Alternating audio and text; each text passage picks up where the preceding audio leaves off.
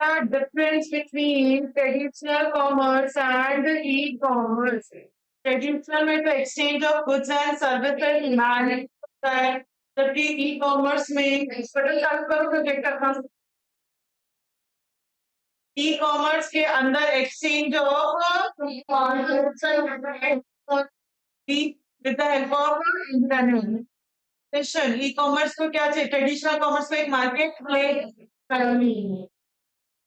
कहाँ होना चाहिए? जहाँ कंपटीशन का सप्लायर एंड मॉल में अगर ओपन करोगे तो सारा ट्रैफिक मॉल का आपके पास आ सकता है।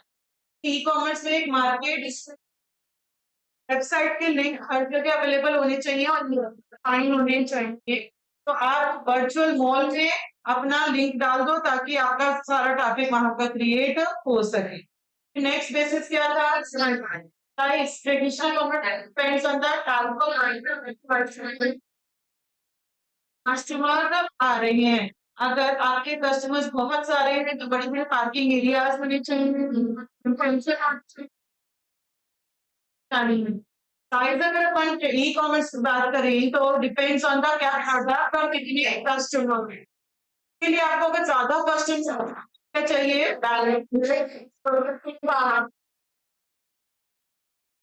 की परफॉर्मेंस डिपेंड करती है कि बैंडविड्थ। फिर नेक्स्ट बेसिस क्या था बच्चों? Transaction processing. वहां पे नेक्स्ट क्या था? वो लिमिटेड टाइम के लिए अवेलेबल है। नेक्स्ट क्या था? परचेज किसी को बिजनेस को लिमिटेड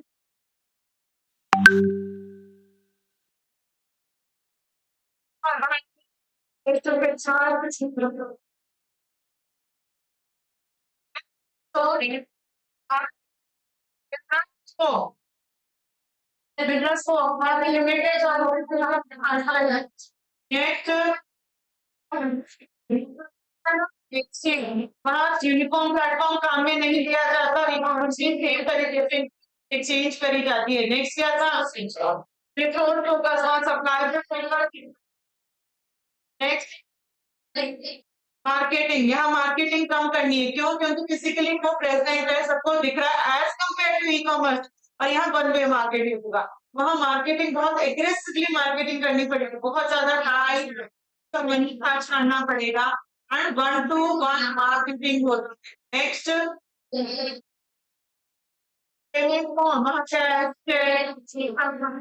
बता सकते हो। नेक्स्ट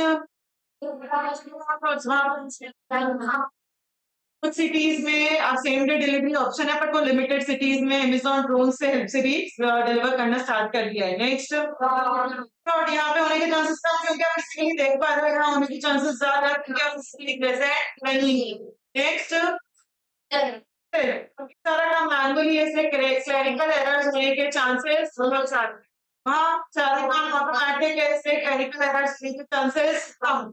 मैन्युफैक्चरर्स भी इन्वेंट्री कम रखेगा, क्योंकि जस्ट इन टाइम की इन्वेंट्री मेंटेन किया जाता है, उसको पता है कस्टमर क्या खरीदेगा, वो उतनी ही इन्वेंट्री रखेगा।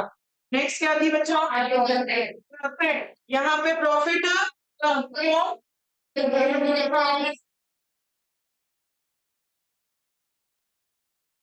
मिडलमैन की कॉस्ट, सेल्स कम, वहां पे सेल्स की ज्यादा, मिडलमैन भी हट गया, इन्वेंट्री भी कम रखनी पड़ी है या इन्वेंट्री भी ज्यादा रखनी पड़ी है, इसलिए प्रॉफिट ज्यादा। प्रॉफिट ज्यादा तो कस्टमर्स को डिस्काउंट भी ज्यादा, बेटर प्राइस पर को सामान मिल पा रहा है। यही पढ़ा था कल। सबसे पहला ई कॉमर्स का ट्रांजेक्शन कहाँ हुआ था? नॉर्वे 1997। वहां को में आपने मैसेज डाला तो आपके पास कोको कोला निकल कर आ गई। यहाँ तक क्लियर है बच्चों? नेक्स्ट टॉपिक पढ़े।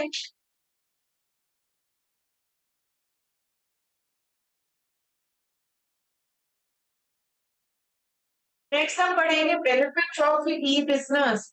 ई बिजनेस बच्चों जब ऑनलाइन काम होता है तो फायदा किस किस को मिला, सोच कर बताओ। सब कौन कौन? मुझे फायदा हुआ, मैं कस्टमर हूँ, क्या मुझे फायदा होता है ऑनलाइन से? क्या फायदा हुआ मुझे? एक टाइम बच रहा है मेरा, सबसे बड़ी बात, ठीक है। जो बेच रहा है उसको फायदा मिल रहा है, उसको क्या फायदा मिल रहा है? फायदा कितना था उसका तो, और किसको फायदा मिला?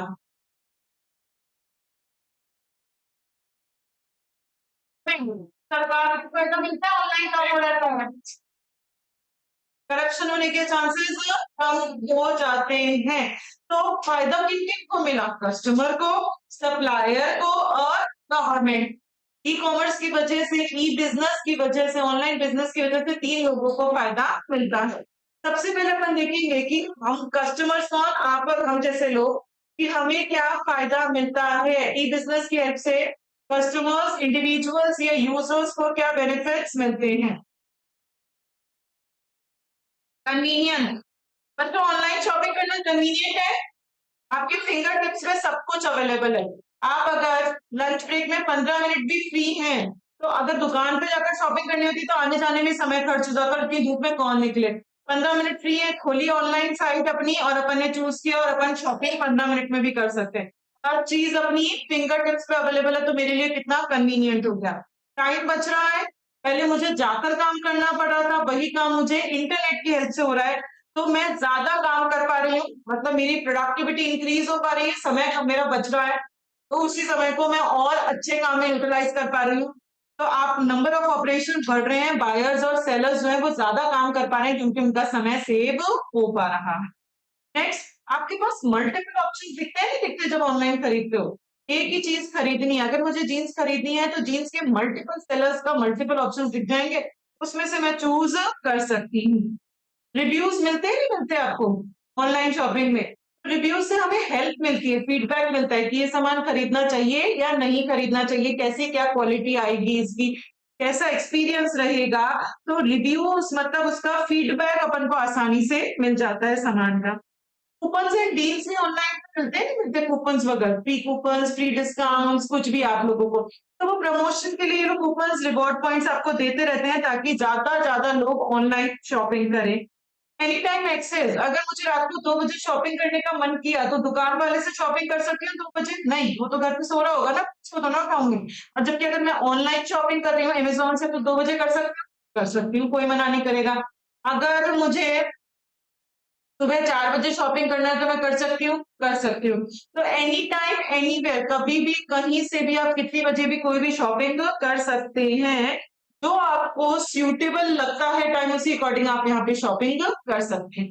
तो कस्टमर्स, आप और हम जैसे लोग जो होते हैं वो कस्टमर्स हैं। हमें क्या क्या फायदा मिला बच्चों ई कॉमर्स से? एक तो कन्वीनियंट है, क्यों? क्योंकि सब कुछ मेरे फिंगर टिप्स पे अवेलेबल है।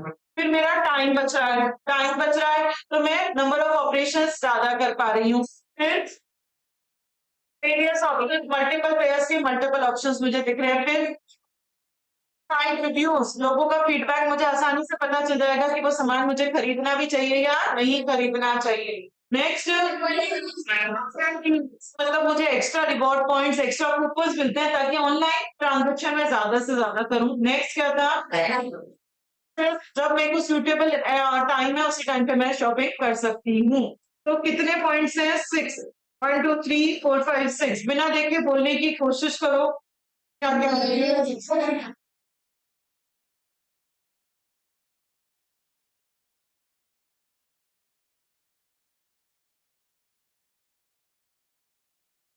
वापस बोलो।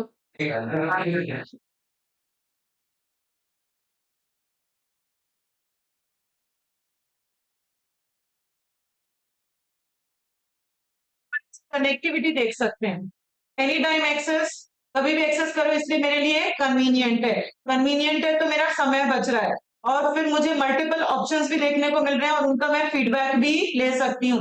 प्लस मुझे extra reward points and coupons मिलते हैं। कनेक्टिविटी बिठाओ, कभी भी एक्सेस कर पा रहे हो, इसीलिए कन्वीनियंट है। कन्वीनियंट है तो आपका समय बच रहा है, समय बच रहा है और आपके पास मल्टीपल ऑप्शंस है, उनका फीडबैक भी ले सकते हो और आपको कूपन रिवॉर्ड पॉइंट्स भी मिल सकते हैं। समझ में आ गया इंडिविजुअल को क्या फायदा मिला? नेक्स्ट अपन बेनिफिट टू द गवर्नमेंट पढ़ेंगे पहले, फिर सेलर का पढ़ेंगे। बेनिफिट टू द गवर्नमेंट, सरकार को क्या फायदा हुआ ऑनलाइन? क्यों मोदी जी कहते हैं online online digital digital India? क्यों? क्योंकि करप्शन कम होता है या ज्यादा होता है ऑनलाइन ट्रांजेक्शन से? कम।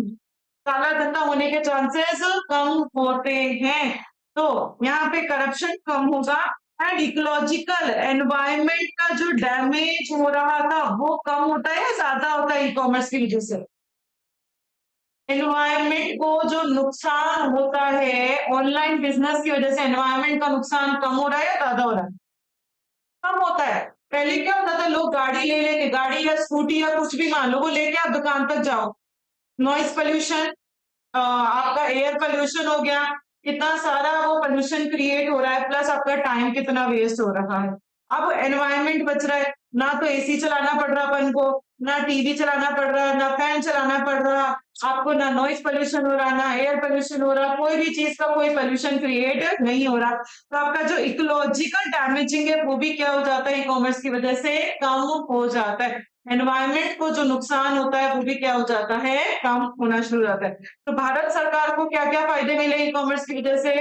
एक तो करप्शन कम हुआ और एक एनवायरमेंट को डैमेज कम हुआ। इंडिविजुअल को क्या क्या फायदे मिले थे, वापस बोलो एक बार।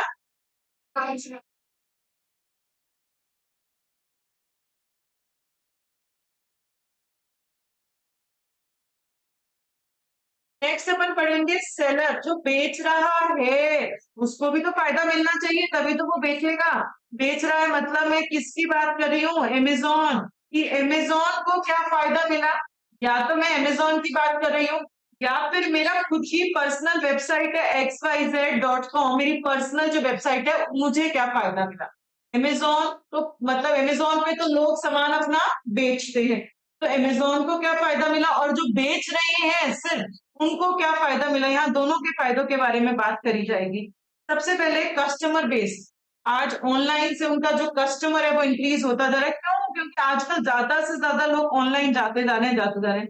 तो आप आसानी से नए कस्टमर भी क्रिएट कर सकते हैं और पुराने को भी रिटेन कर कर रख सकते हैं। आप उनको प्रोडक्ट्स एंड सर्विसेज ऑफर कर सकते हैं कहीं पे भी, दुनिया के किसी भी कोने में। जिसके पास इंटरनेट होना चाहिए बस आप अपना प्रोडक्ट उसको ऑफर कर सकते हो।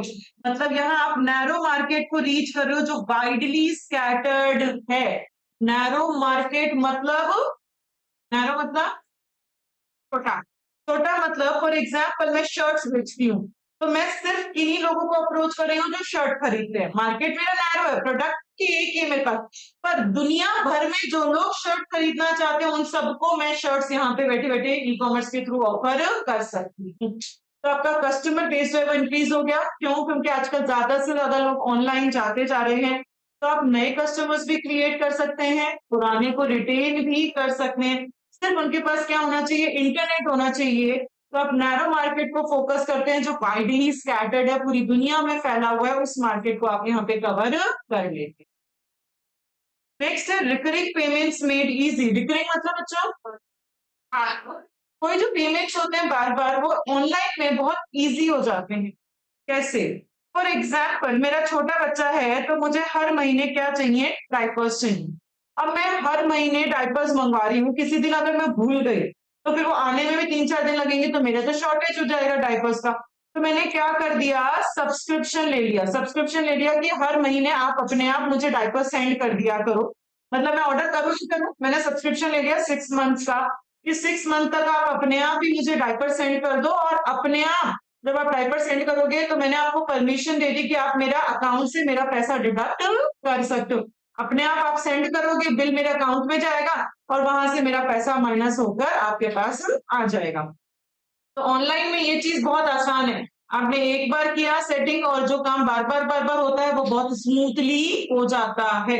तो रिकरिंग पेमेंट्स यहाँ पे बहुत इजी हो जाते हैं। Each business has number of operations being homogeneous. बहुत सारे बिजनेस ऐसे होते हैं जिसमें काम सेम तरीके का हो। हर महीने मुझे क्या चाहिए बच्चों, डायपर चाहिए। हर महीने सेम तरीके का ट्रांजेक्शन हो रहा है। Uniformity brings in uniformity of the scaled operation। Uniformity मतलब सेम डायपर का मेरा पैक आ जाएगा और मेरे अकाउंट से वो पैसा अपने आप ही कट जाएगा।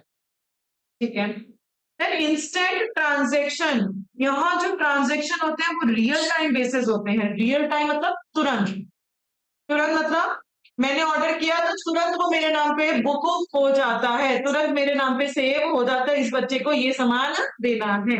इंस्टेंट काम होता है। अगर मेरे अकाउंट से मैंने ऑनलाइन पेमेंट करे तो मेरे अकाउंट से तुरंत पैसा कटकर उसके अकाउंट में आ जाएगा, इंस्टेंट काम होता है। Then provides a dynamic market. इतने सारे प्लेयर्स हैं तो डायनेमिक मार्केट है, इससे क्वालिटी भी बिजनेस की इंप्रूव हो रही है। डायनेमिक मतलब चेंजेबल। ई कॉमर्स में कभी तो कुछ मिलेगा, कभी कुछ मिलेगा, कभी कुछ मिलेगा, इतने सारे लोग हैं तो आपको नया नया आइटम मिलता ही चला जाएगा, तो आपको क्वालिटी भी जो है वो अच्छी क्वालिटी का सामान मिल सकता है। हाँ, कंज्यूमर को, सप्लायर को भी तो बेनिफिट हुआ बच्चे की, उसको क्वालिटी अपनी इंप्रूव करनी पड़ेगी, ज्यादा कस्टमर बेस उसका इंक्रीज होगा अगर उसकी क्वालिटी अच्छी हो जाएगी, तो क्योंकि इतने सारे लोग हैं, इतने सारे प्लेयर्स हैं, इतना सारा सामान बिक रहा है, तो उसको भी अपनी क्वालिटी इंप्रूव वो आसानी से कर सकता है, दूसरों को देखकर वो अपने आप को इंप्रूव कर सकता है। Next, reduction in cost. अब यहाँ कॉस्ट किन किन की कम आएगी? बायर्स के लिए भी कॉस्ट कम आएगी। बायर्स कौन? हम। हमें कॉस्ट कम क्यों आ रही है? क्योंकि ई कॉमर्स में इतना ज्यादा कंपटीशन है, इतना ज्यादा। सपोज आप कोई सामान खरीद रहे हो, वही सामान आप अमेजोन पे देख रहे हो और वही सामान आप फ्लिपकार्ट पे देख रहे हो। अमेजोन वाला उस सामान को 500 का लगा रहा है, फ्लिपकार्ट वाला 400 का लगा रहा है, आप किससे खरीदोगे? फ्लिपकार्ट से। दोनों सेम क्वालिटी दे रहे हैं, तो यहाँ पे इतना गैप वो लोग नहीं रख सकते, इतना ज्यादा प्रॉफिट मार्जिन अपना नहीं रख सकते, क्योंकि उनको पता है कि कस्टमर कहीं और से वो सामान खरीद लेगा। तो यहाँ पे क्योंकि इतना ज्यादा कंपटीशन है, तो कस्टमर्स किसी भी सप्लायर से कुछ भी खरीद सकता है। प्रोक्योरमेंट मतलब परचेज करना, खरीद सकता है, इसीलिए बायर्स के लिए जो कॉस्ट आएगी वो कम आएगी, लोग इतनी ज्यादा कॉस्ट नहीं क्रिएट करेंगे। सप्लायर्स के लिए भी कॉस्ट कम आती है। सप्लायर्स कौन? बेचने वाले, उनको भी कॉस्ट कम पड़ेगी। कैसे? वो लोग ऑनलाइन डेटाबेस और बिड अपॉर्चुनिटीज को एक्सेस कर सकते। ये बिडिंग क्या होता है? बोली लगाना। अपन को बोली लगानी है, तो जैसे कि कोई प्रोजेक्ट है, सपोज उनको ऑनलाइन वो प्रोजेक्ट लेना है, ऑनलाइन काम चल रहा है, रेलवे का कोई प्रोजेक्ट है सपोज लेना है, रेलवे स्टेशन पे जो चिप्स वगैरह की जो दुकानें लगती है उसका प्रोजेक्ट लेना है। अब आपने ऑनलाइन उसका टेंडर भर दिया, ऑनलाइन आपको जाकर वहां फाइल सबमिट करने की जरूरत नहीं पड़ी, तो जाने आने का समय बचा, पैसा बचा, आपकी कॉस्ट बची।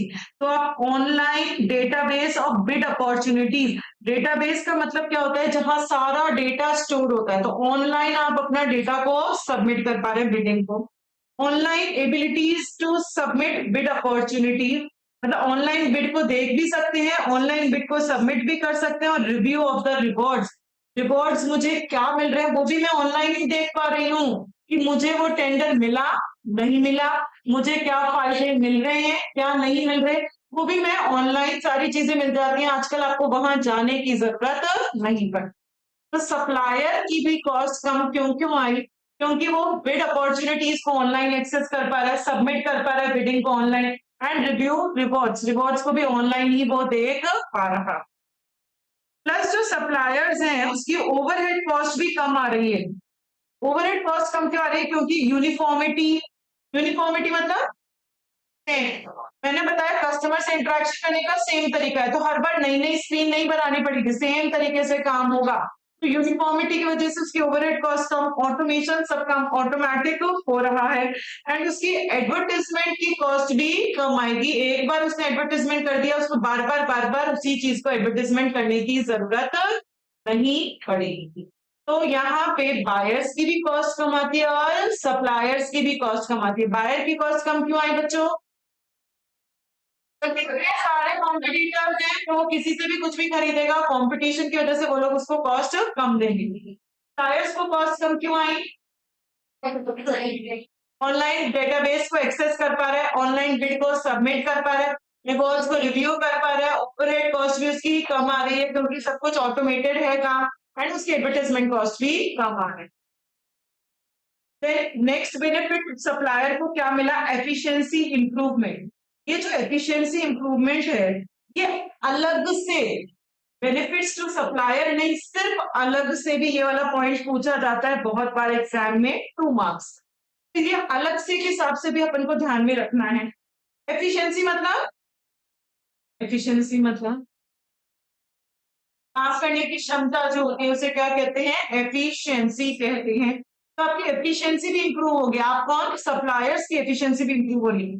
क्यों? क्योंकि उनको समय कम लग रहा है, कोई भी ट्रांजेक्शन खत्म करने में टाइम कम लग रहा है from delivery to payment.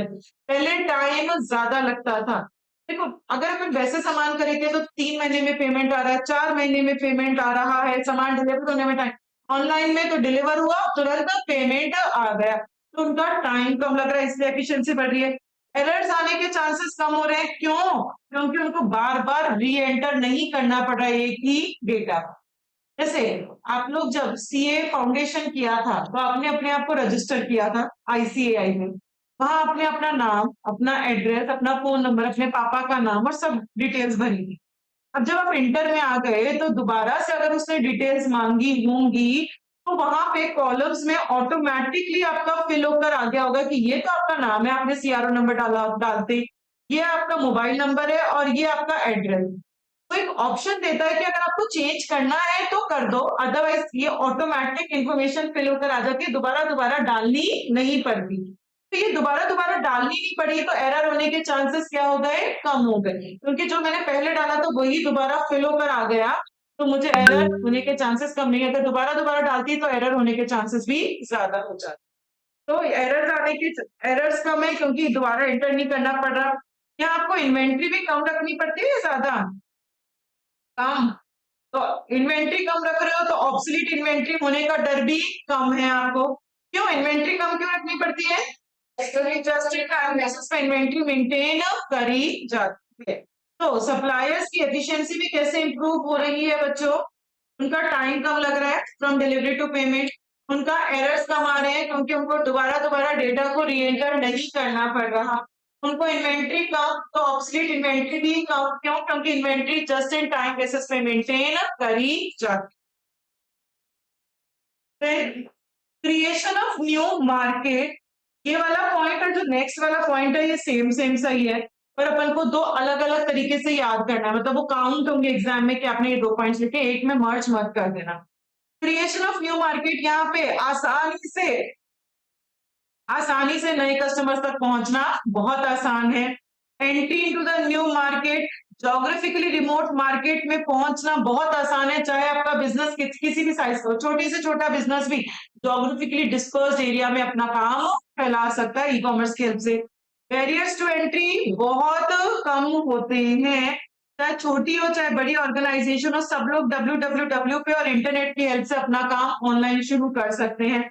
Better quality of goods, क्योंकि स्टैंडर्डाइज स्पेसिफिकेशंस एंड कंपटीशन होता है।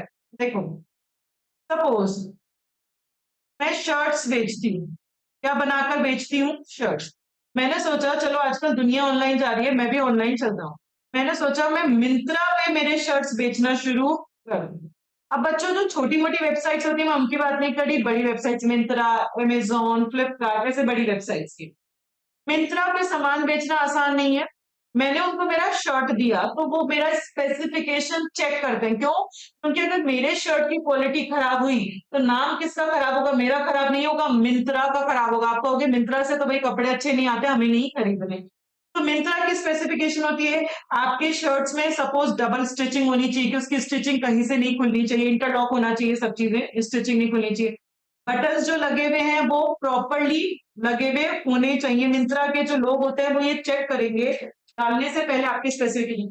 शर्ट की लेंथ मिनिमम इतनी होनी चाहिए, धोने पे उसका कलर नहीं जाना चाहिए, फेड नहीं होना चाहिए, और जो भी उनको चेकिंग करना है वो चेकिंग कर तो वो स्टैंडर्डाइज स्पेसिफिकेशन होता है। तो मैं को अगर मिंत्रा पे सामान बेचना है तो मुझे अपने प्रोडक्ट की क्वालिटी सुधारनी पड़ेगी। और क्योंकि इतना ज्यादा कंपटीशन है यहाँ पे, और आप अपने प्रोडक्ट कोई भी कस्टमर कस्टमाइज भी कर सकता है कि उसको ये करवाना है ये नहीं करवाना, इसलिए यहाँ पे जो है प्रोडक्ट की क्वालिटी की आपकी इंप्रूव हो जाती है ऑनलाइन जब बेचते हो। Elimination of time delay, faster time to market as business processes are linked, thus enabling seamless processing and eliminating time delay.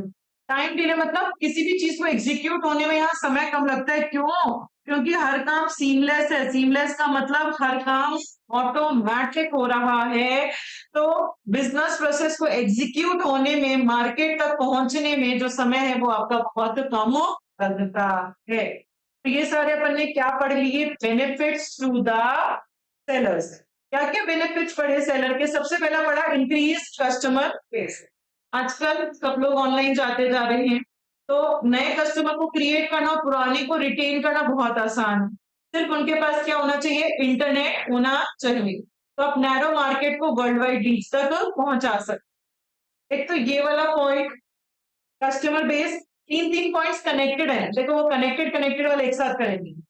Customer base से जैसा सही पॉइंट कौन सा है आपका? क्रिएशन ऑफ न्यू मार्केट, नए मार्केट में पहुंचना आसान।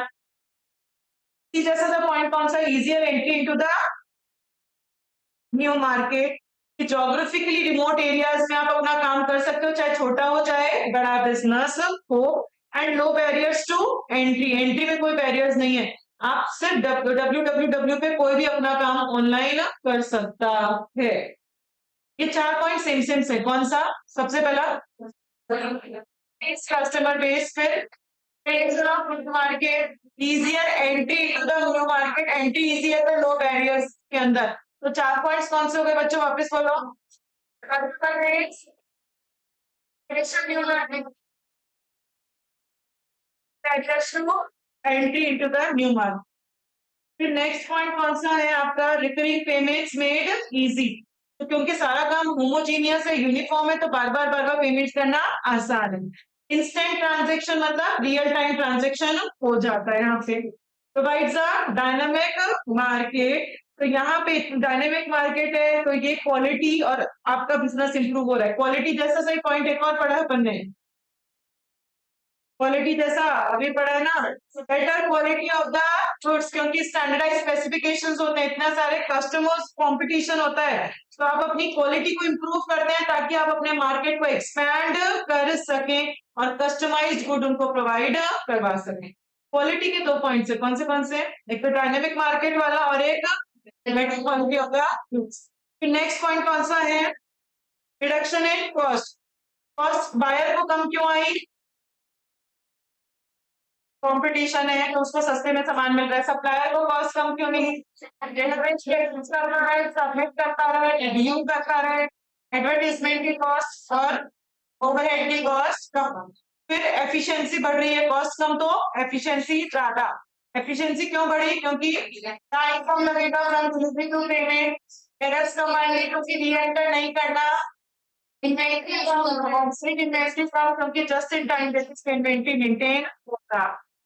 फिर एलिमिनेशन ऑफ टाइम डिले, क्योंकि हर काम ऑटोमेटिक है, टाइम डिले भी नहीं होगा। बच्चों एक बार बोलो कौन से बेनिफिट्स टू द सप्लायर? सबसे पहले इंक्रीज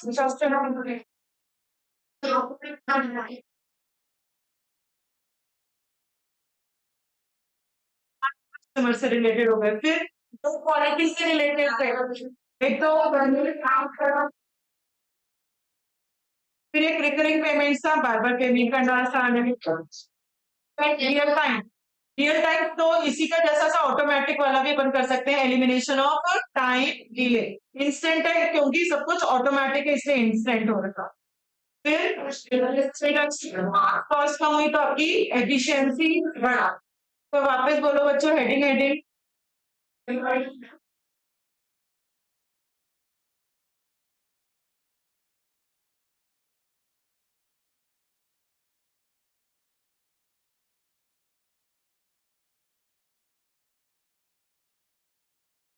फाइव से हैं 1 2 3 4 5 6 7 8 9 10 11।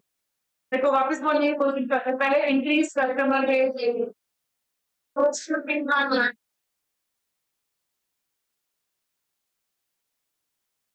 क्वालिटी वाला ब्रांड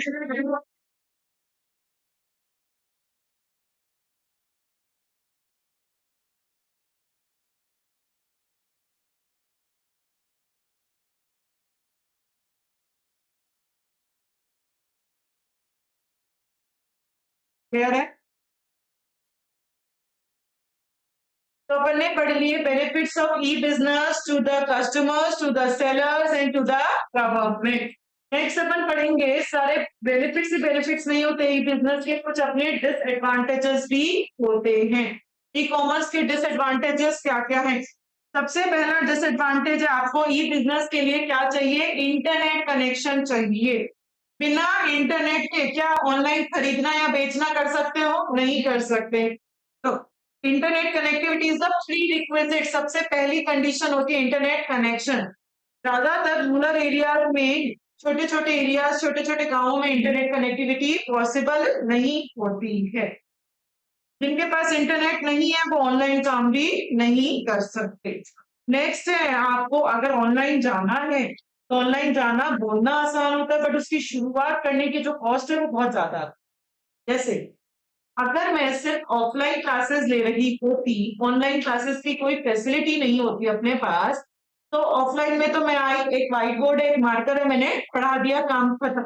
अब मैंने कहा ऑनलाइन भी चल जाते हैं। अब ऑनलाइन जाना आसान नहीं है बच्चों, ऑनलाइन के लिए पहले कंप्यूटर खरीदना पड़ा, लैपटॉप, प्रोजेक्टर खरीदना पड़ा, माइक खरीदना पड़ता है, वेबकॉम खरीदना पड़ता है। तो इन सब चीजों का हार्डवेयर, ये सब क्या है? हार्डवेयर जिनको टच कर सकते हैं।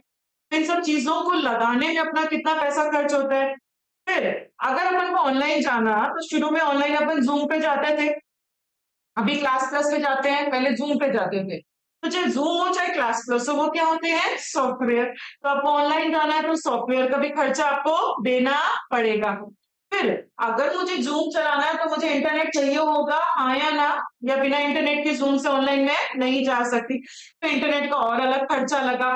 फिर अब मुझे तो काम करना आता ही नहीं है, लैपटॉप चलाना ही नहीं आता, तो लोगों को उसकी ट्रेनिंग भी देनी पड़ेगी, काम सिखाना भी पड़ेगा, उसका भी आपका अलग पैसा खर्च हुआ। तो आप जब ऑनलाइन जाते हो तो आपकी बहुत ज्यादा स्टार्टअप कॉस्ट आती है, हार्डवेयर की, सॉफ्टवेयर की, इंटरनेट की, और जो लोगों को ट्रेनिंग करने की जो कॉस्ट आती है वो सारी कॉस्ट आती है। तो क्या क्या कॉस्ट आई? सबसे पहले कनेक्शन, कनेक्शन मतलब इंटरनेट की कॉस्ट, की आपकी स्टार्टअप कॉस्ट लगेगी। हार्डवेयर सॉफ्टवेयर, कंप्यूटर लाना पड़ेगा, राउटर्स लाने पड़ेंगे, उसको सेटअप करना, मतलब लोगों को अपना टाइम देना पड़ेगा उस सिस्टम को सेटअप करने के लिए, तो वो भी तो कॉस्ट अपनी इंक्लूड होती है। मेंटेनेंस करना, लोगों को ट्रेनिंग देना, और वो जो वेब पेजेस है उनको मेंटेन करने की भी आपकी जो कॉस्ट है वो बहुत ज्यादा है। तो अपन ने अभी तक दो डिसएडवांटेजेस पढ़ लिए ई बिजनेस के। पहला डिसएडवांटेज क्या था बच्चों? इंटरनेट कनेक्शन चाहिए, वो सबसे प्री रिक्विजिट कंडीशन है। रूरल एरियाज में इंटरनेट कनेक्शन नहीं होता, जिनके पास इंटरनेट नहीं है वो ऑनलाइन शॉपिंग नहीं कर सकते, ऑनलाइन ट्रांजेक्शन नहीं कर सकते। सेकंड क्या थी? स्टार्टअप कॉस्ट ज्यादा लग रही है, एक तो कनेक्शन की कॉस्ट, एक हार्डवेयर सॉफ्टवेयर की कॉस्ट, एक उसके सेटअप की कॉस्ट, की लोग इनको सेटअप करेंगे उनके समय लगेगा, एंड उसको मेंटेनेंस की कॉस्ट, उनको ट्रेनिंग वगैरह अपन को देनी पड़ेगी। देन नेक्स्ट है अपना इसके अंदर disadvantage, that is legal issue. आप ऑनलाइन चले तो गए,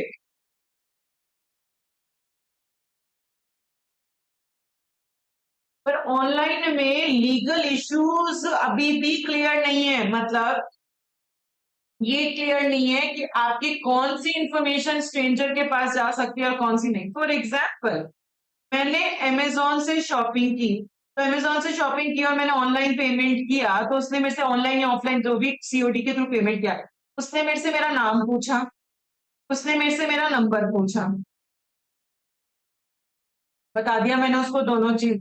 अगर अब ये नंबर कोई और थर्ड पार्टी के पास चला गया, अमेजोन से मेरा नंबर कोई अनजान आदमी के पास चला गया और वो मुझे परेशान कर रहा है, तो मैं उस बंदे से मैंने पूछा, भाई तुम्हारे पास मेरा नंबर कहाँ से है? उसने कहा मेरे पास तुम्हारा नंबर अमेजोन ने दिया मुझे तुम्हारा नंबर। तो मैं अमेजोन कंपनी पे केस कर सकती हूँ कि मेरी पर्सनल इंफॉर्मेशन आपको थर्ड हाथों में नहीं देनी थी। ये चीज क्लियर नहीं है कि क्या चीज तो उनको अपने पास रखनी है और क्या चीज वो लीक आउट कर सकते हैं। ये सारे लीगल इश्यूज आते रहते हैं ऑनलाइन बिजनेस में। तो आप बिल्कुल श्योर नहीं हो कि क्या लीगल इश्यूज आ सकते हैं बिजनेस में जब आपका बिजनेस ग्रो करेगा।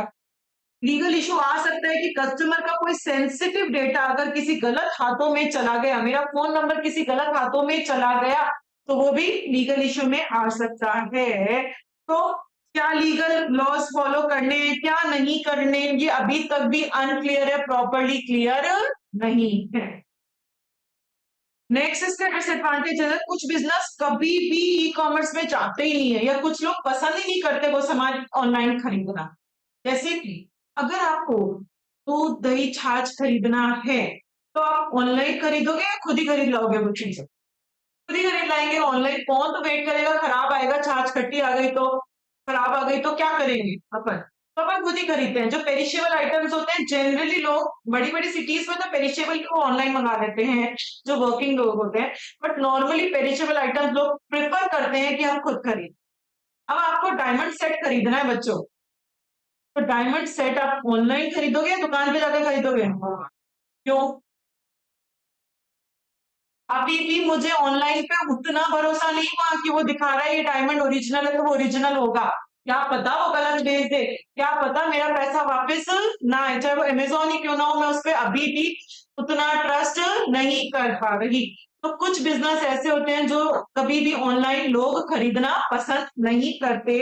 जैसे कि जो आपके पेरिशेबल आइटम्स होते हैं और जो बहुत कॉस्टली आइटम्स होते हैं, उनको लोग अभी भी ऑनलाइन खरीदना पसंद नहीं करते।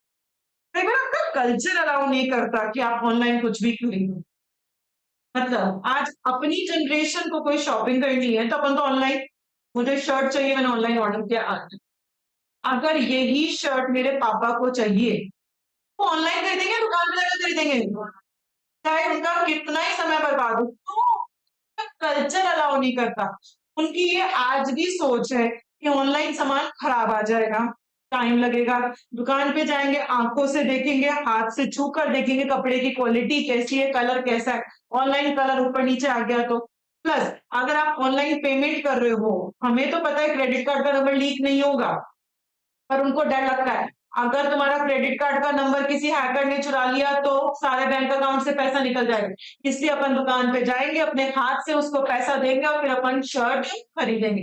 तो कुछ लोगों का कल्चर जो होता है वो आज भी अलाउ नहीं करता उनको ऑनलाइन शॉपिंग करने के लिए। तो कुछ कस्टमर्स आज भी डरते हैं अपना क्रेडिट कार्ड नंबर इंटरनेट पे शेयर करने के लिए, वो आज भी, इसलिए वो रेजिस्टेंट होते हैं चेंजेस के लिए। रेजिस्टेंट मतलब रेजिस्टेंट, रेजिस्टेंट है, वो अनकंफर्टेबल है। स्क्रीन से कोई सामान खरीदे वो अनकंफर्टेबल है, वो एक इंसान से सामान खरीदना पसंद करते हैं। फिर सिक्योरिटी का डर तो हमेशा बना हुआ रहता है, आप जब भी ऑनलाइन करते हो तो security related to the reliability of the network and internet, कि वो रिलायबल भी है या नहीं है। आज अगर मैं अमेज़न पे मेरा क्रेडिट कार्ड नंबर शेयर कर रही हूँ तो वो रिलायबल है नहीं। बहुत बार आपको ये डर रहता है कि ऑनलाइन जब आप खरीदो, कोई नई वेबसाइट से आप खरीदो ऑनलाइन, तो आप कभी भी उसको ऑनलाइन पेमेंट करना पसंद नहीं करते। क्यों? क्योंकि आपको डर रहता है कि क्या पता वो पैसा ही चला जाए, सामान नहीं आए, या गलत जगह मेरा पैसा चला जाए, क्रेडिट कार्ड नंबर लीच हो जाए। तो हमेशा सेफ्टी सिक्योरिटी का आपको डर हमेशा बना हुआ रहता है। उसमें कोई स्पाईवेयर्स का मतलब क्या होता है? जो वायरसेस होते हैं ना कंप्यूटर्स के अंदर, मालवेयर्स, ये भी कौन से हैं? वायरसेस। तो कई बार ये सारे वायरसेस जो हैं वो अपने इंटरनेट के थ्रू अपने सिस्टम में भी आ सकते हैं और सब कुछ खराब कर सकते हैं। तो क्या-क्या डिसएडवांटेजेस पढ़ लिए अपने ई बिजनेस के। सबसे पहला बड़ा इंटरनेट कनेक्शन आपको चाहिए, प्रीरिक्विजिट है, रूरल एरियाज में नहीं होता, तो जिनके पास नहीं है उनको अपन ऑनलाइन ट्रांजैक्शन नहीं कर सकते। स्टार्टअप में सबसे पहले कनेक्टिविटी की कॉस्ट, हार्डवेयर सॉफ्टवेयर की कॉस्ट, सेटअप की कॉस्ट, फिर लीगल इश्यूज करनी है कि कौन से लॉस लीगल है कौन से नहीं है। अगर कोई मेरी सेंसिटिव इंफॉर्मेशन गलत हाथों में चली गई तो लीगल इशू क्रिएट हो सकता है। नेक्स्ट, बिजनेस कभी भी ई कॉमर्स में नहीं लोग खरीदते, जैसे पेरिशेबल और बहुत कॉस्टली आइटम। फिर कल्चर आपका अलाउ नहीं कर रहा, लोग आज भी कंफर्टेबल नहीं है स्क्रीन से सामान खरीदने में, वो क्रेडिट कार्ड नंबर शेयर करना पसंद नहीं करते। सिक्योरिटी का डर हमेशा बना हुआ रहता है, कोई भी वायरस वगैरह आ सकता है इंटरनेट के थ्रू, तो ये डर हमेशा बना हुआ। अभी तक हमने दो टॉपिक्स पढ़ लिए, एक तो benefits of e business to the individual, to the seller and to the government. Second topic आपने क्या पढ़ा? बच्चों एक बार बिना देखे रिवाइज करें, ठीक है ना, पूरा पूरा नहीं, heading headings. Benefits of e business to the individual.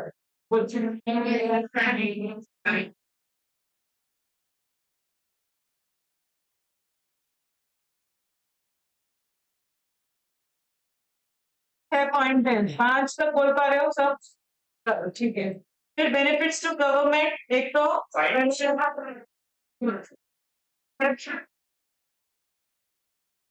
Benefit to the seller, ये बोलते हैं पहले कंज्यूमर में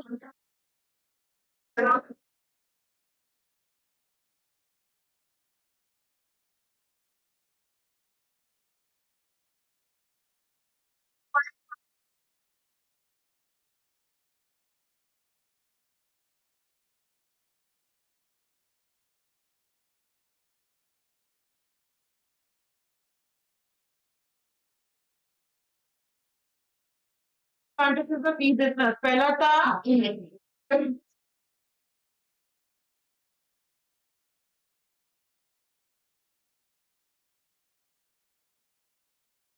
टोटल 6 पॉइंट्स, क्लियर है?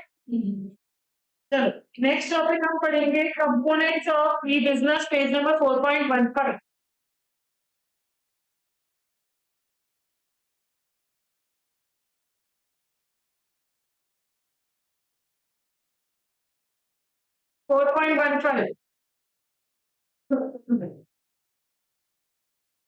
Components of e business, components की एमटी लिखो, एमटी मतलब मेमोरी टेक्निक, उसमें लिखते चलो मेमोरी टेक्निक। कंपोनेंट्स की मेमोरी टेक्निक लिखो, you and P R very important person who are using technology. You and we are very important person who are using technology. Quickly, U मतलब लिखो user, W मतलब लिखो W मतलब लिखो web portal, P मतलब लिखो vendor, I मतलब लिखो इंटरनेट,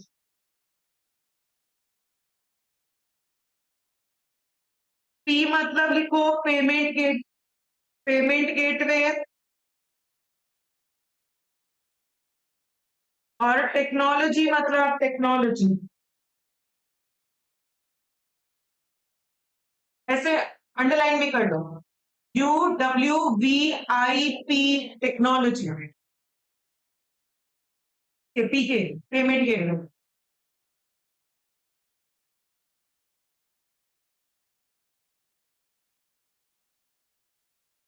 लिख लिया? You and we are very important person who are using technology. U stands for user, W stands for web portal, P stands for vendor, I stands for internet, P stands for payment gateway, and technology stands for technology. बच्चों बोलो memory technique learn करो।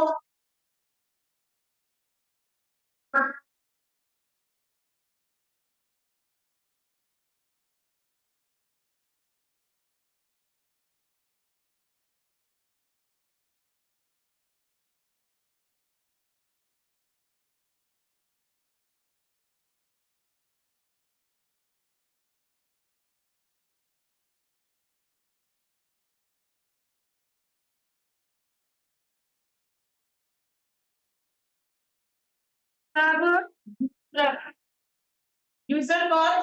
जो खरीदता है e commerce से सामान। User कोई भी हो सकता है, कोई इंडिविजुअल, कोई ऑर्गेनाइजेशन, या कोई भी जो यूज कर रहा है ई कॉमर्स को, से क्या कहते हैं? यूजर। ई कॉमर्स की हेल्प से कुछ भी खरीदना बहुत आसान हो गया, आप एक क्लिक में कुछ भी खरीद पा रहे हो।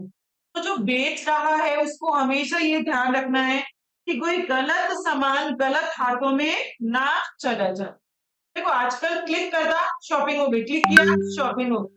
तो जो बेचने वाला बंदा है उसको ये हमेशा ध्यान रखना चाहिए कि रॉन्ग आइटम रॉन्ग पर्सन के पास ना चले। स्पेशली जो लोग मेडिसिन प्रोवाइड करवाते हैं, जो फार्मास्यूटिकल वेबसाइट्स होती हैं, इनको ये बहुत ज्यादा ध्यान रखना चाहिए कि गलत मेडिसिन गलत पर्सन के पास ना चली जाए। तो जो लोग मेडिसिन अगर प्रोवाइड करवा रहे हैं तो उनको ये स्पेशली ध्यान रखना है कि गलत मेडिसिन गलत लोगों के पास ना चला जाए। कस्टमर लॉयलिटी, लॉयलिटी मतलब वफादार। कस्टमर, आप कब कहोगे कस्टमर वफादार है?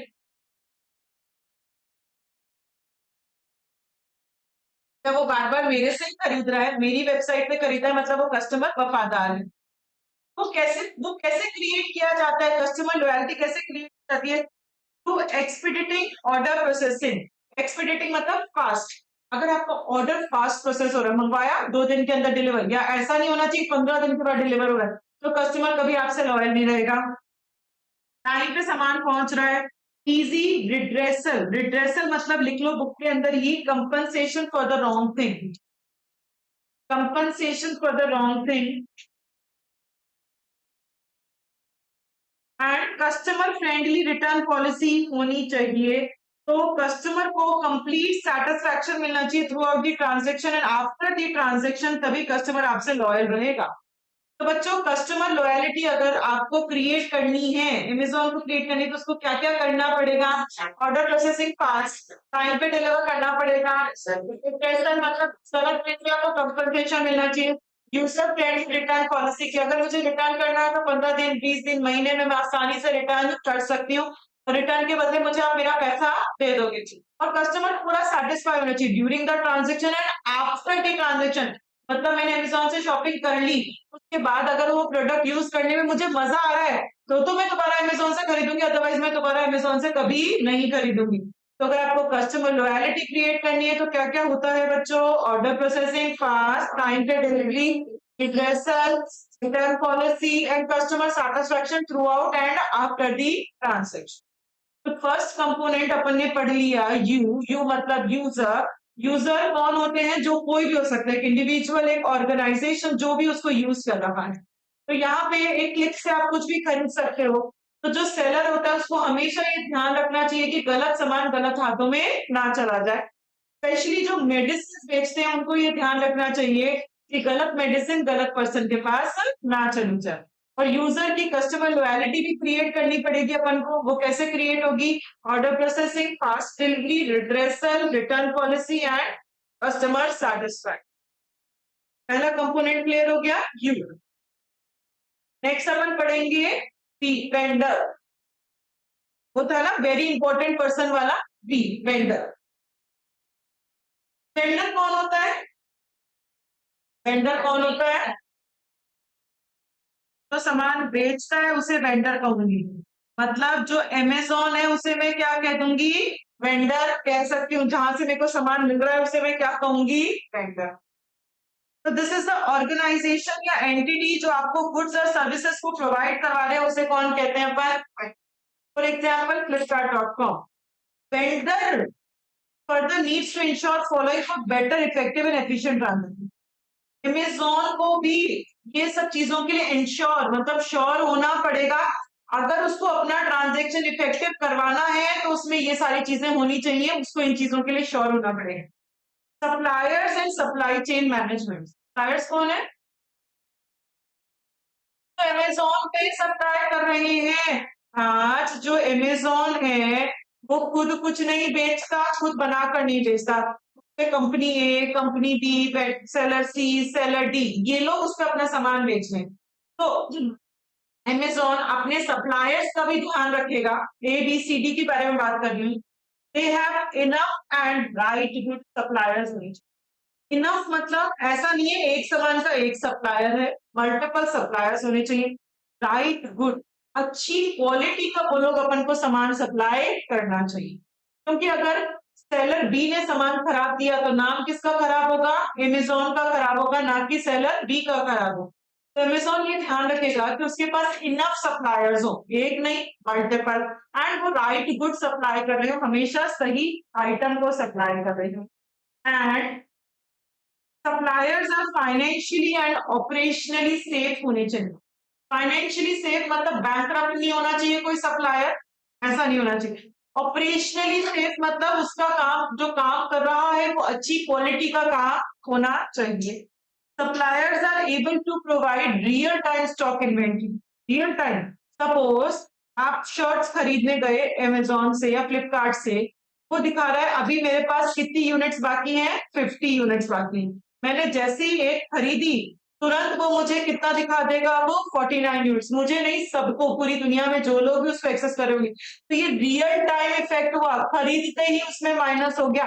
ऐसा नहीं होना चाहिए मैंने खरीद लिया फिर वो 10 मिनट 15 मिनट बाद उसको रिफ्रेश कर और फिर उसको अपडेट कर रहा है, ऐसा नहीं होना चाहिए। तो सप्लायर्स जो है वो रियल टाइम स्टॉक बता पाएंगे कि उस टाइम पे उनके पास एक्चुअल में कितना स्टॉक है, हमेशा वो अपना इन्वेंट्री शो कर सके। And order to deliver time जो है वो बहुत शॉर्ट होना चाहिए। तो सबसे पहले अमेजोन क्या देखेगा, अपने सप्लायर्स और सप्लाई चेन मैनेजमेंट को देखेगा। वो देखेगा कि उसके पास इनफ सप्लायर्स तो है ना, एंड राइट गुड सप्लाई कर रहे हैं ना वो लोग। जो सप्लायर्स है वो फाइनेंशियली एंड ऑपरेशनली सेफ है या नहीं है, एंड वो रियल टाइम स्टॉक इन्वेंट्री दे पा रहे हैं ना, and order to deliver time जो है वो बहुत कम होना। फिर वेंडर में ही अपन पढ़ रहे हैं, नेक्स्ट है वेंडर के अंदर warehouse operation. Warehouse क्या होता है बच्चों, जहाँ सामान रखा जाता है, जहां से सामान डिलीवर किया जाता है, उसे क्या कहते हैं, वेयर हाउस कहते हैं। वेयर हाउस में ही सारी पैकिंग वगैरह होती है। अगर मैंने कहा इस आइटम को गिफ्ट की तरीके से पैक करो, वो पैक कहाँ पे होगा, वेयर हाउस में। मैंने कहा कांच का सामान है तो उसको सेफली पैक करके लाना है, तो वो पैक कहाँ होगा, वेयर हाउस। सब कुछ जो कस्टमर को चाहिए वो सब कहाँ पे पैकिंग होती है, वेयर हाउस। ये बहुत क्रिटिकल है आपकी success of the E business के लिए, बहुत क्रिटिकल है। वेयर हाउसिंग जरूरी क्यों है बच्चों, अगर सामान ही ढंग से पैक नहीं हुआ, अगर आपने कोई कच्चे कार्टून में मेरे कांच का सामान रख दिया और वो कार्टून टूट गया और मेरा कांच का सामान टूट गया, सब खराब, सब खत्म हो जाएगा। मैंने कहा गिफ्ट रैप कर कर भेजना, उन्होंने बिना गिफ्ट रैप करे भेज दिया, मेरे को सेटिस्फेक्शन मिलेगा, नहीं मिलेगा मुझे सेटिस्फेक्शन। वेयर हाउस बहुत जरूरी है, अगर आपके बिजनेस को सक्सेस चाहिए तो बहुत जरूरी है।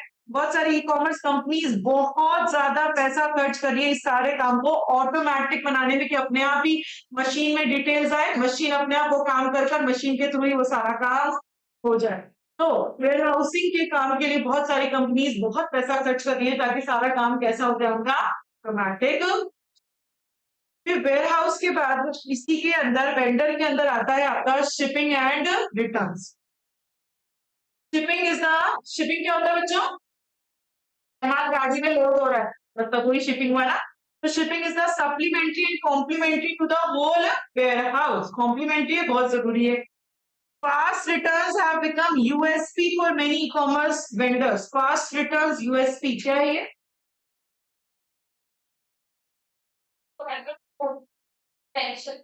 अगर आपने रिटर्न लगाया तो तुरंत वो लेने आ जाएगा एक दो दिन में। फास्ट रिटर्न पॉलिसी है, रिटर्न लगाते ही हम आपसे सामान रिटर्न ले लेंगे। तो वो मेरी यूनिक सेलिंग प्रिपोजिशन हो सकती है, मतलब एक यूनिक पॉइंट हो सकता है जिसकी वजह से मुझे क्या मिलेंगे, ज्यादा बेनिफिट्स, कॉम्पिटेटिव एडवांटेज मिल सकते हैं। तो अगर आपका फास्ट रिटर्न जो है वो यूएसपी हो सकती है बहुत सारे ई कॉमर्स वेंडर्स के लिए, तो इसीलिए वेंडर्स बहुत ज्यादा इफेक्टिव और उनकी एफिशिएंट रिटर्न पॉलिसी होनी चाहिए। शिपिंग एंड रिटर्न समझ में आ गया। Shipping is the supplementary and complementary to the warehouse, और फास्ट रिटर्न आपका यूएसपी होना चाहिए। आप फास्ट रिटर्न करोगे तभी आप इफेक्टिव और एफिशिएंट हो पाओगे। फिर e commerce catalogue and product display. Catalogue बच्चों, अमेजोन खोलते ही आपको जो दिखता है कि ये हम बेचते हैं, हमारे पास ये वैरायटी है, ये कलर्स हैं, ये डिजाइन है, ये स्लीव्स है, ये स्लीव्स नहीं है, आपको दिख रहा है, उसे क्या कह देते हो, कैटलॉग, या उसे क्या कहते हो, प्रोडक्ट डिस्प्ले। तो प्रॉपर डिस्प्ले होना चाहिए सारे प्रोडक्ट का, उनकी सारी डिटेल्स, उनकी टेक्निकल स्पेसिफिकेशंस, सब कुछ प्रॉपर लिखा हुआ होना चाहिए। होता है आप कुछ खरीदते हो उसमें लिखा हुआ रहता है कि इसकी इतनी लेंथ है, इतना सेंटीमीटर का, इसकी इतनी विड्थ है, इसकी इतनी हाइट है, इसका ये कलर, स्पेसिफिकेशन पूरा प्रॉपर डिटेल में लिखा हुआ होना चाहिए। क्योंकि अगर कस्टमर को वो ही समझ में आएगा तभी कस्टमर आपसे खरीदेगा, अदरवाइज नहीं खरीदेगा। तो सेल्स को कन्वर्जन मतलब सेल्स में, अगर आपको अपने प्रोडक्ट को सेल्स में कन्वर्ट करना है तो इतना बहुत अच्छे से क्लियर स्पेसिफिकेशन होना चाहिए। Please help customer gauge the products, gauge मतलब मेजर करना है, तो मेजर, MEASUR, मेजर।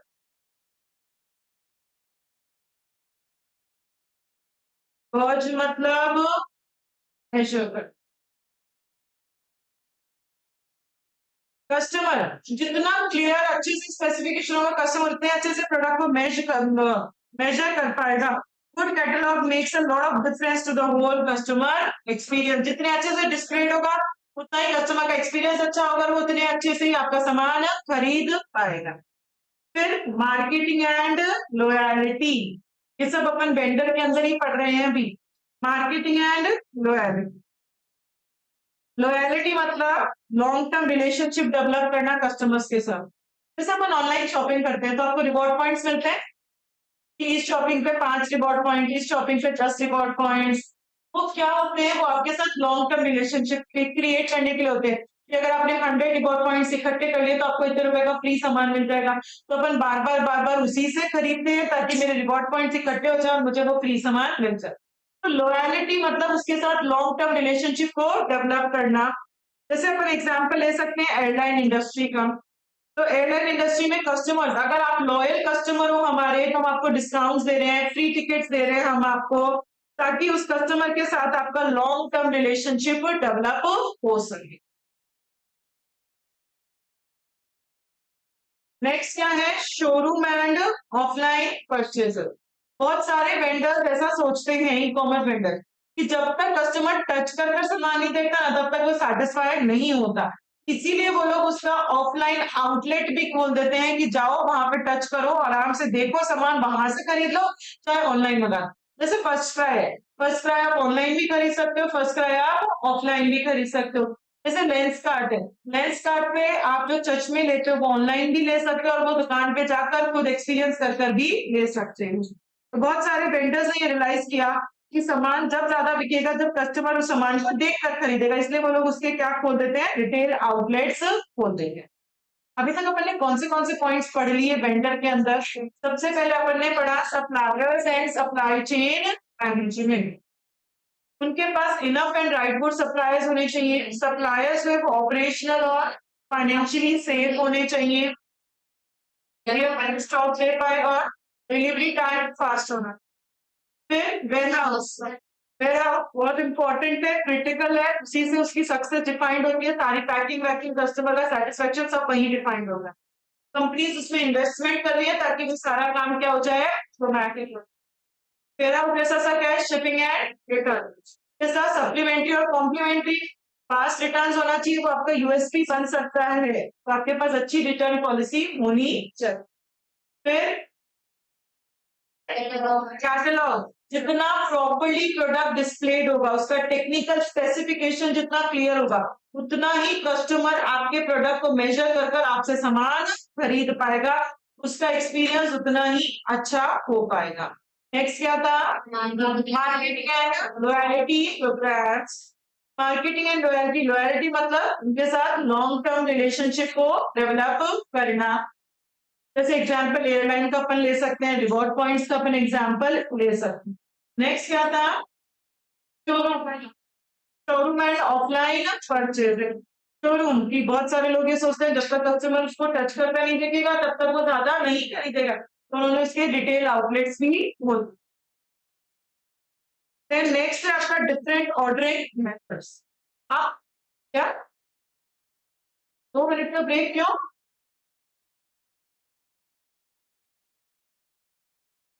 स्टोरेज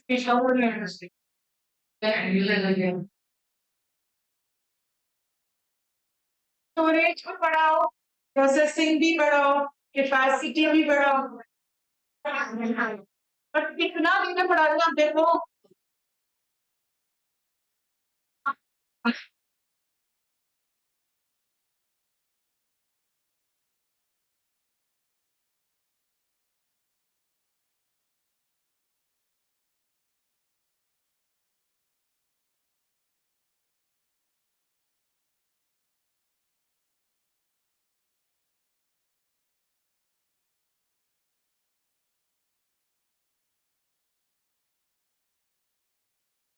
सुनना मेरी, जितना मैंने पढ़ाया ना, एक्चुअल कंटेंट तो आधे घंटे का था, एक्चुअल कंटेंट, ठीक है, पर मैंने उसी चीज को 10 बार बोल दिया, इसलिए आपको लग रहा है वो डेटा ज्यादा हो गया, और वो 10 बार बोलने से 2 बार में आपको याद हुआ होगा, कुछ याद हुआ होगा, इसीलिए मैंने 10 बार बोला।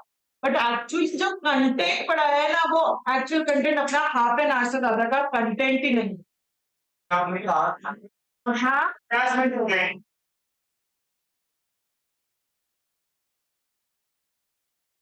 पढ़ेंगे, अभी पढ़ेंगे। सही था हम।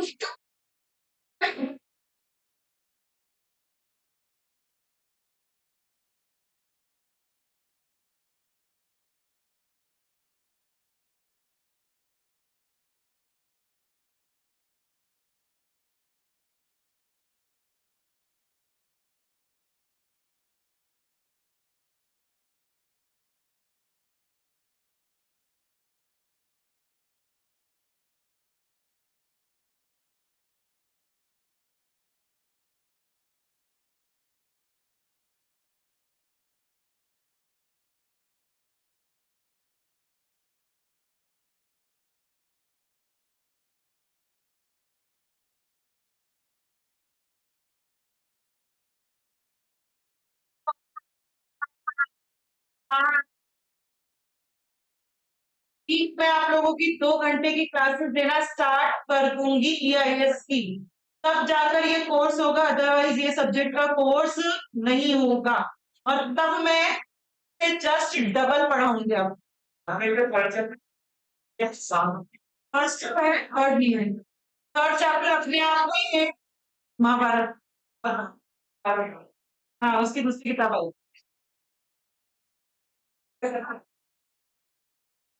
याद नहीं।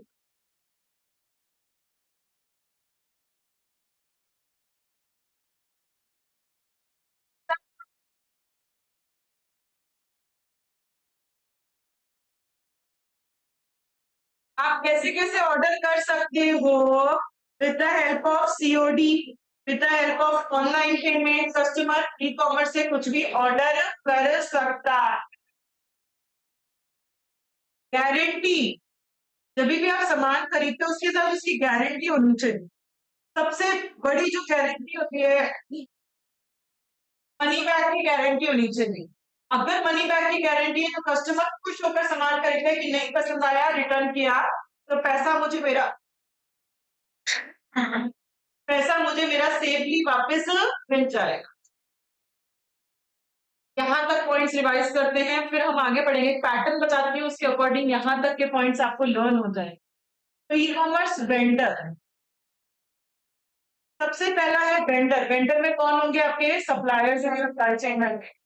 सामान कहाँ से बेचेंगे, वेयर हाउस से। वेयर हाउस को सामान बेचने के लिए उनको शिपिंग करनी है, सामान बेचने के लिए उनको मार्केटिंग करनी पड़ेगी। किसको बेचेंगे, कैटलॉग, प्रॉपर कैटलॉग होना चाहिए, और उसकी मार्केटिंग भी होनी चाहिए।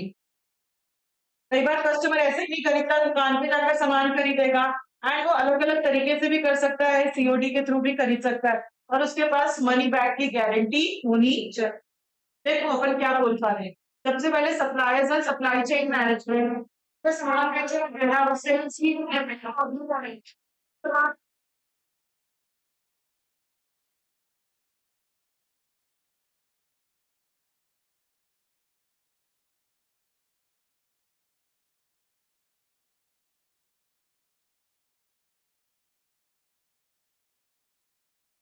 नेक्स्ट जो है इसके अंदर, वेंडर के अंदर अपना component, that is privacy policy.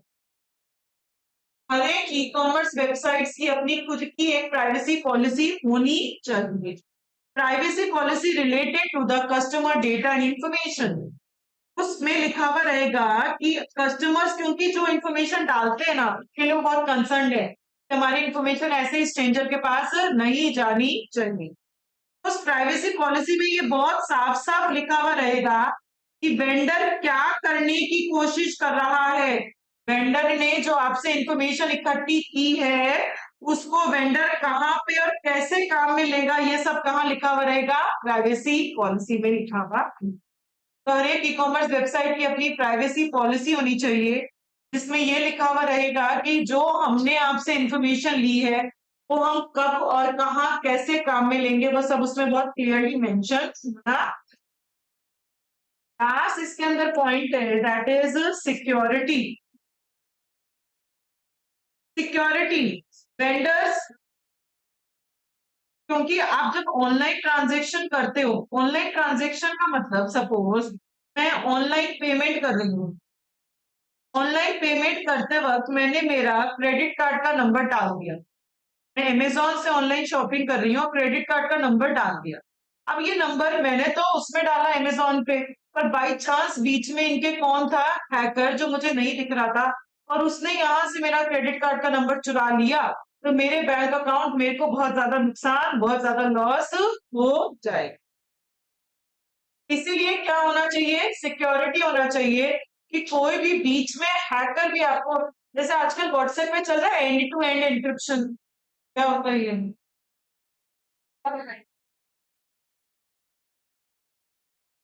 Suppose ए ने बी को भेजा हाय, ए ने बी को भेजा हाय, ए को पता है मैंने हाय भेजा है, बी को पता है मैंने हाय भेजा।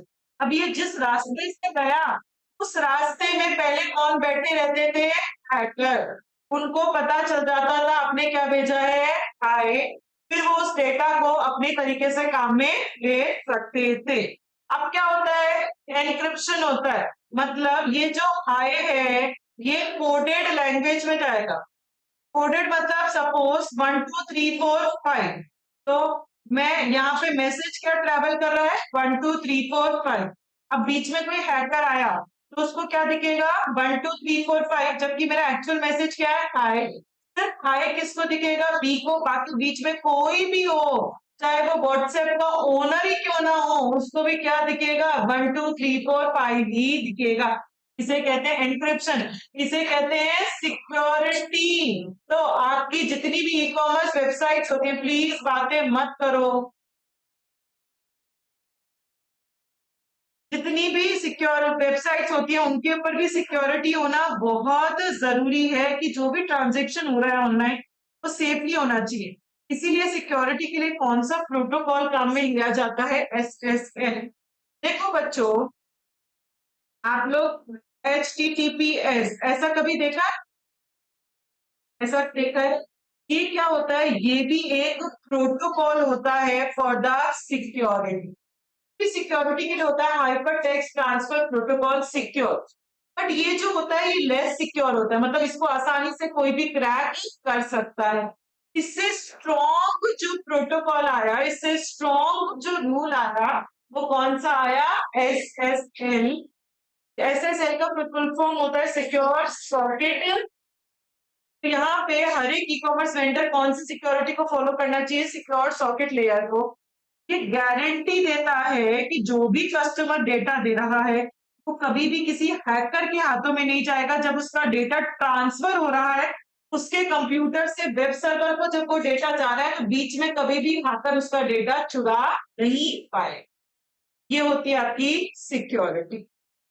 प्राइवेसी पॉलिसी और सिक्योरिटी अपन एक एक्ट पढ़ेंगे, चैप्टर नंबर इसी में पढ़ेंगे, फोर्थ में, इंफॉर्मेशन टेक्नोलॉजी एक्ट। एक्ट में इसके, इन दोनों के बारे में बहुत सारी बातें की गई हैं कि प्राइवेसी और सिक्योरिटी पॉलिसी क्या होती है। वहां पे ये बताया गया कि वेंडर की जिम्मेदारी है कि कस्टमर का डेटा कभी गलत हाथों में नहीं जाना। तो हमने ई कॉमर्स वेंडर जो पढ़ा उसके फटाफट से कंपोनेंट जो पढ़े वो रिवाइज कर लेते हैं। पहला पढ़ा रिवाइज कर, suppliers and supply chain management, उनके पास इनफ और राइट टू सप्लायर्स होने चाहिए, नेशनली और फाइनेंशियली सेफ होने चाहिए, होना चाहिए। तो आप बहुत जरूरी है, कस्टमर का सेटिस्फैक्शन क्या, टाइमिंग का, और पैसा खर्च किया जा रहा है ताकि वो काम क्या हो जाए, ऑटो फिर शिपिंग, कॉम्प्लीमेंट्री एंड सप्लीमेंट्री तो फास्ट रिटर्न आपकी यूएसपी बन सकती है। नेक्स्ट क्या था, प्रोडक्ट का डिस्प्ले, इतना क्लियर डिस्प्ले, क्लियर स्पेसिफिकेशन होगा, कस्टमर उतना आपके प्रोडक्ट को समझ पाएगा, उतनी ज्यादा आपकी सेल्स हो पाएगी। Next marketing and loyalty, loyalty मतलब उसके साथ लॉन्ग टर्म रिलेशनशिप को डेवलप करेगा। एयरलाइन कंपनी का एग्जांपल ले सकते हैं, रिवॉर्ड पॉइंट्स का एग्जांपल ले सकते हैं। कस्टमर शोरूम पे जाकर सामान खरीदता है, तो बहुत सारी कंपनीज को ये मानना है कि कस्टमर ऐसे ही सामान नहीं खरीदेगा, उसको टच कर कर देखना है तो वो रिटेल आउटलेट्स खोल देते हैं। फिर अलग-अलग तरीके से हम खरीद सकते हैं, COD, credit card, debit card payment कर कर हम सामान खरीद सकते हैं। फिर मेरे पास गारंटी होनी चाहिए जब भी मैं प्रोडक्ट खरीदूँ। सबसे बड़ी गारंटी कौन-सी होती है? Money back. अगर मेरे पास ये गारंटी है तो मैं बहुत सैटिस्फाई होकर आपसे वो सामान खरीद सकती हूँ। फिर तब प्राइवेसी पॉलिसी, हर एक ई-कॉमर्स वेबसाइट की अपनी प्राइवेसी पॉलिसी होनी चाहिए। तो ये लिखा हुआ होना चाहिए कि हम आपकी इंफॉर्मेशन को कहाँ, कब, कैसे काम में लेंगे। कस्टमर जो डेटा डाल रहा है, तो कहाँ और कब और कैसे काम में लिया जाएगा, ये सब कहाँ मेंशन्ड होना चाहिए? Privacy policy. एंड लास्ट क्या था इसके अंदर? सिक्योरिटी। सिक्योरिटी का मतलब क्या है बच्चों? सिक्योरिटी, जब भी ऑनलाइन ट्रांजैक्शन करते हो तो वेंडर जो है उसकी जिम्मेदारी है कि वो ट्रांजैक्शन सिक्योरली मूव होना चाहिए। इसीलिए वो लोग कौन सा प्रोटोकॉल काम में लेते हैं? जैसा सेल जो ज्यादा स्ट्रॉन्गर है एचटीटीपीएस से। एंड यहाँ पे ये श्योरिटी मिलती है कि जब आप अपने कंप्यूटर से ट्रांजैक्शन वेब सर्वर को कर रहे हैं तो बीच में कभी भी हैकर आपका डेटा चोरी नहीं। तो वेंडर के अंदर अपने क्या-क्या कंपोनेंट्स पढ़े, नाम-नाम बोलो? पहला सप्लायर,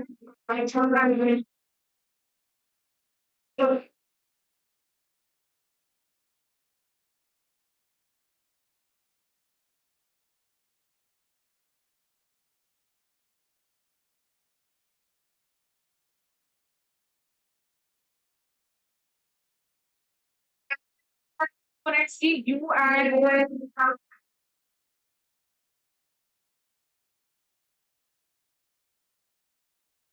हमने यू पढ़ लिया, यूजर, वेरी का वी पढ़ लिया।